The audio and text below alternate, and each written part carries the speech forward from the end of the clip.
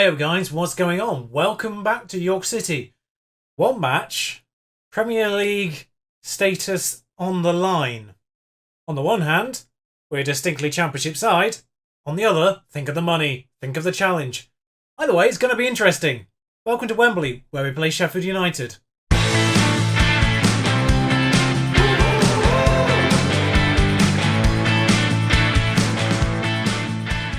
We start with the most dangerous of all the places, the team meeting. I said don't be disappointed. And one person that matters is disappointed in that, but good. Got everyone else. So, historically, straight down the middle, 2 wins, 2 losses. Sheffield United, slight favourites. And then there's the big one. Borges, the well-known player who doesn't enjoy big matches, we've already proven that wrong, is out. So welcome to the team again, Medina. And Sergio makes the bench just in case we need a proper right back again. Because Burrows is injured as well. So, yeah, just 2 injuries, Burrows and Borges. Easily fixed. What a time to lose one of your starting defenders, I know, but that's where we are. Balance, let's start this one. Dutra in goal, as pretty much always. Davila, Medina, Edgar, Shaw, Wilson, Squires and Assel. Squires, by the way, quietly, in the background, has become a leading Championship player without even me noticing. The report came through recently. Yeah, he's got quite good. It's weird that he's regarded as a ball-winning midfielder. His tackling is only 11. His anticipation's not brilliant, and his concentration's not sensational either. Don't know why that's his second highest. And then Madeira and Ebbers back and shot up front. The one person who was disappointed in the fact I said, don't be too worried. I said it in the pre-match press conference about the money thing. And I was just thinking, yeah, no matter what happens in the Premier League, it's a lot of money to help build a team with. I could then obviously bounce back again should we get relegated from it. They are playing with Marcus Dewhurst, who at 24 is quite often a little bit better than this. The fact he spent last year at Oxford, who were in League One, says quite a lot. Quite often Dewhurst can be a lot better than this by now. Bear in mind we are, 6 years into the save. Worthy display is what I went for. The media thing. The media one's normally better than that, but the faith has been motivating anyway, at the very least. What a time to be playing a central defender with 60% max sharpness. Still 3/5, that's good in my opinion. Tony Ebbers back has taken a knock and is indicating he wants to come off. Didn't see what the knock was, I was too busy reading it. 13 minutes in, there's been 1 shot. It was a long shot, and it was a half chance. I don't know how that works. At least Musset scored 23 goals for the season. Oh well, it was fun while it lasted. Interesting to know they're still playing with the formation that Chris Wilder goes with, typically, even though Chris Wilder is now England manager. Look who it was who gave it away. Borges wouldn't have made that mistake. Borges would have been fine there. Anyway, Shaw, deep line free kick on the opposite side to where he normally is. Ebbers back, heads wide. That knock may be affecting him. It's not like a proper injury, but he's not getting better. I'm going to have to take him off. 64% at this point in time is not great. Lee Tao, on you come. Not the most thrilling of finals to be playing in. We've not had 1 shot, and it's a neutral venue, so I am going to go positive for the last 5 minutes of this half. 2 of them charged down Dewhurst temporarily, and then, well, don't bother, as he kicks it straight to Lee Tao instead. Shot, though, that's wide. I mean, technically, if we stay in this division, then we maintain our link with Liverpool, and therefore we could probably get you again next year. Is that what you're doing? Show me something in the second half, something different. Motivated, that's what we want. Squires is on a 6.4 after I've literally just picked him up. Davila on a yellow card. Doesn't matter. Also on loan for Liverpool, of course. Davila. I love the fact we got promoted to the Championship. I set up a link with Liverpool, and if we get promoted here, then I guess cancel that straight away. Zivkovic, I would have liked maybe a year where they actually decided to send us good players, rather than me having to beg for them. Pittman on that far side. 8 and 88, charge him down, I guess, to their number 8. It's a chance. We have had a shot on target at some point. Don't think we saw it. Another highlight that seems to start with them. Musset is dispossessed. Davila just smashes at their defender. A shot's like, I'll have that. Shot's still going. He's sort of run out a little bit of space. Nassel plays it off to Madeira on this near side instead. Madeira. Yeah, right. And despite the fact that all season I've said I'm probably going to take Nassel off corners because his corner taking isn't that great, I still haven't done it. The argument here is what changes this? What changes this match into our favour? Squires is on a 6.5. He's fired up. His pound staking is 5 if it comes to that, which isn't great. So I'm going to bring Carter on for Ben Squires and shift the midfield around just so that gets a little bit more preferable. 6.5 isn't great, and I'm not sure. Because Shot was on a 6.5 and he's improved. 5 minutes to go.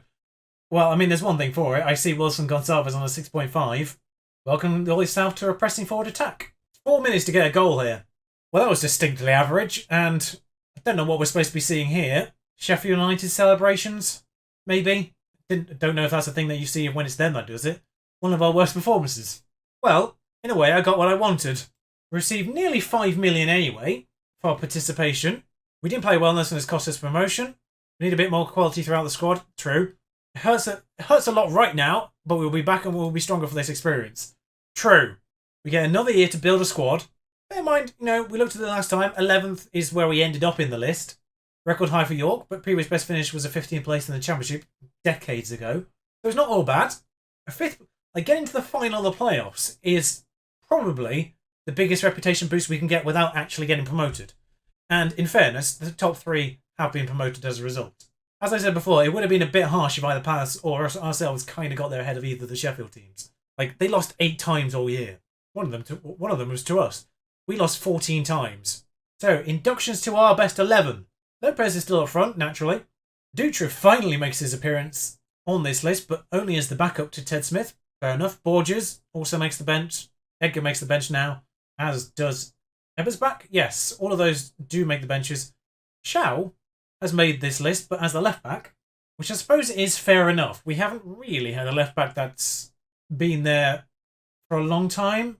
We've loaned out players the last 2 years, and before that it was a bit of a jumble of players who weren't really that good. So I kind of understand this, even though Shaw is our right back. Genie still being here is a little bit annoying. But then again, still the same situation. We haven't had a player that's been there for long enough to replace him. Henry Williams, amuses me that he's still there. How did Dean get on, by the way? So his season on loan at Middlesbrough, he had 13 appearances. Come back, Dean. Come back. We'll have you. It's fine. Best 11. Where are they now? Blimey, this is the first time we've had this, I think. Yeah, the Yorkshire of 2019. That's the one I want to look at. Lopez went to Alcathorn. If I try to do that properly. Romano's at Shrewsbury. Booms at Walsall. Andy Bond is assistant manager of Basingstoke. Paddy McLaughlin still playing. Turns out for Harland and Wolf Welders. Fair enough. And so many other players on this list down here. Clearly not involved in anything anymore. Retired at 27. Oh, he didn't get a job after us. Neither did Ferguson. I was suddenly really sad. I fear about this. Although 10 members of the team are now retired, the rest continue to be involved in football. Callum Russell is the only player still at the club. Second best player in the Championship. Initial budget, £130,000 per week. That's a bit more. Transfer budget, 4 million. Now, the thing was, our budget did edge up quite a bit. The committed spend is still only 106,000, so that's okay. So we do have a bit of wiggle room. Yeah, contract renewals did push our current wage bill up quite a bit. Something I didn't really mention during the course of the season, but yeah, financially, we kind of had a bit of an issue there. We did actually go technically just in the black, just in the red, just at the very end of the season before we just played at Wembley and got a ton of money for playing in the Championship. So that's back into the positive, which is good news. Young player, Shot gets Young Player of the Year for half a season's good work. Okay, fair enough. Whatever. Team meeting for next season. Considering we're 11th in the list for this year, top half was too ambitious. Mid-season, there we are. We've got it. That'll do. This has been updated, has it? Next season, mid-table, top half. Now, maintain top half rather than just maintain Championship. It's incredible how they just shift their vision ever so slightly, but still be just kind of happy to settle. Season review, no text. Okay. End of season awards, Nacelle, 66% of the vote. Fair enough. Signing of the season is Enrique Jesus Alonso, who didn't really do much, despite not even featuring in the team of the season. Makes sense. Edgar's Young Player of the Season at 23 still. Kind of hard to remember that he's still kind of young. Does have a bit of potential, but not a lot to grow into. Edgar's a really interesting one because he's a really good player, in my opinion. But his development space actually doesn't get him to the Premier League. So he's going to be one of those players that I'm going to really like and then going to find really hard to replace, sort of emotionally, when we do get to the Premier League. Even though, in my heart, I know we will have to, but I won't want to. It's one of those players. It's like Ted Smith, even though that would turn out to be quite an easy replacement. It's like Nacelle now, although Nacelle's performances do back up on that one. Oh, okay. Well, Shaw's got a 24.5 million release clause for not being promoted. What about that? Expansion plans, 12,000 seats. Okay. 3.1 million. 4 months to complete. What? 2,500 extra seats only takes 4 months. Okay, fair enough. Training facilities. More money being spent.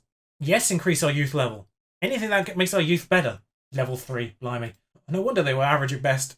So I think that's basically all the major news we're probably expected to expect. Great English work there, Charles. So just one last thing to really look at, and that is, of course, end of season results, end of season performances, basically. How did everyone do in general? Callum Lascelles, 7.39 for the season, 53 appearances, 1 substitute appearance, 4 goals, 10 assists. The assists got up there to his sort of previous levels in the end. Very much. Double digits in the assist. Goals, a little bit lower, but higher level of competition. Don't forget, his finishing is 6 and his long shots are 8. All of his goals have been long shots. So figure that one out, shall we? Ben Squires, 7.24. Like I say, very quietly in the background, one of our best players. But sort of, even I didn't kind of appreciate how well he's actually played. When he has played, of course, because Velasquez spent the first half of the season in his position on a 7.07. In 20 appearances, he registered 4 goals and 6 assists, which isn't too bad either. Velasquez in 27 appearances got 6 goals and only 2 assists. So overall, involved in less goals in more appearances, technically.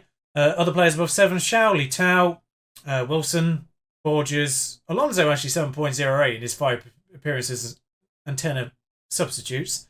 Lentas 7.1 in his 8 and 3 substitutes. Robertson's had a great season on loan. Fantastic. Shot 32 starts, 17 goals. Goal every 2 games in the end for him. Now I look at it, the goals per minute, actually, between Shot and King were kind of comparable.